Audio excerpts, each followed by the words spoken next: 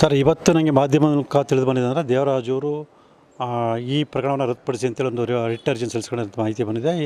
So 25ನೇ ತಾರೀಕು ದಿನಾಂಕ ಮಾಡಿದ್ದಾರೆ ಅಂತ ಗೊತ್ತಾಗಿದೆ. ಆದರೆ ಇದುವರೆಗೂ ಕೂಡ ನಮಗೆ ಅದಕ್ಕೆ ಸಂಬಂಧಪಟ್ಟ ದಾಖಲಾತಿಗಳು ಇನ್ನೂ ಲಭ್ಯ ಆಗಿಲ್ಲ. ಸೊ ದಾಖಲಾತಿಗಳು ನಮಗೆ ಕೊಡಲೇಬೇಕು, ಯಾಕಂದರೆ ನಾವು ಈಗಾಗಲೇ ಕೇವಿಟ್ ಹಾಕಿರೋದ್ರಿಂದ ಸೊ ನಮಗೆ ದಾಖಲಾತಿಗಳು ಕೊಡಲೇಬೇಕು. ಆ ದಾಖಲಾತಿ ಅರ್ಜಿ ಮತ್ತು ದಾಖಲಾತಿ ಕೊಟ್ಟ ನಂತರ ಸೊ ಅದನ್ನು ಪರಿಶೀಲಿಸಿ ಇದನ್ನು ರದ್ದುಪಡಿಸಬಾರ್ದು ಅಂತೇಳಿ ನಾವು ನಮ್ಮ ಒಂದು ವಾದವನ್ನು ಮತ್ತು ಅದಕ್ಕೆ ಪೂರಕವಾದ ಎಲ್ಲ ದಾಖಲಾತಿಗಳನ್ನು ಮಾನ್ಯ ನ್ಯಾಯಾಲಯಕ್ಕೆ ಸಲ್ಲಿಸಿ ಅವರ ಅರ್ಜಿನ ವಜಾ ಮಾಡುವಂಥ ಎಲ್ಲ ಪ್ರಯತ್ನ ನಾವು ಮಾಡ್ತೀವಿ. ಸರ್, ಒಂದು ಎಲ್ಲರ ನಿರೀಕ್ಷೆ ಇತ್ತು ಸಿದ್ದರಾಮಯ್ಯನವರು ಮೇಲ್ಮನವಿ ಆಗ್ತಾರೆ ಅಂತೇಳಿ. ಪ್ರಕರಣದ A4 ಆರೋಪಿ ದೇವರಾಜು ಹೋಗಿರುವಂಥದ್ದು. ಸರ್, ಈಗ ಮೊನ್ನೆ ಆರೋಪಿ ಸಿದ್ದರಾಮಯ್ಯ ಅವರು ಈಗಾಗಲೇ ಒಂದು ರಿಟ್ ಅರ್ಜಿಯನ್ನು ಸಲ್ಲಿಸಿ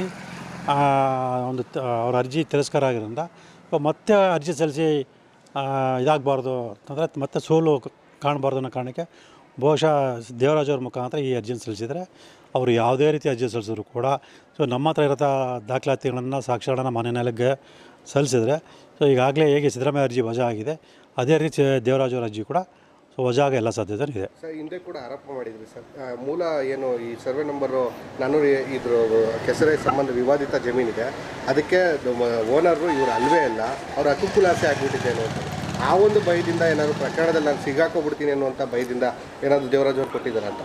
ಸರ್, ಆರೋಪಿಗಳಿಗೆ ಭಯ ಶುರುವಾಗಿದೆ. ಯಾಕಂದರೆ ನಾನು ಕೊಡ್ತಾ ಇರೋಂಥ ಸಾಕ್ಷ್ಯಗಳು ಮತ್ತು ತನಿಖೆಯಿಂದ ಲಭ್ಯ ಆಗ್ತಿರೋ ಸಾಕ್ಷ್ಯಗಳು ಅವ್ರಿಗೆ ಒಂದು ಪ್ರಭಾವ ಸಾಕ್ಷಿಗಳಾಗ್ತಿರೋದ್ರಿಂದ ಅವ್ರ ಆರೋಪಕ್ಕೆ ಸೊ ಶಿಕ್ಷೆ ಆಗುತ್ತೆ ಅನ್ನೋದು ಆಗಲೇ ಗೊತ್ತಾಗಿದೆ ಅವರಿಗೆ ಮೇಲ್ನೋಟಕ್ಕೆ. ಹಾಗಾಗಿ ಯಾವ್ಯಾವ ರೀತಿ ಪ್ರಯತ್ನ ಇದೆ ಅವೆಲ್ಲ ಪ್ರಯತ್ನಗಳು ಮಾಡ್ತಾರೆ.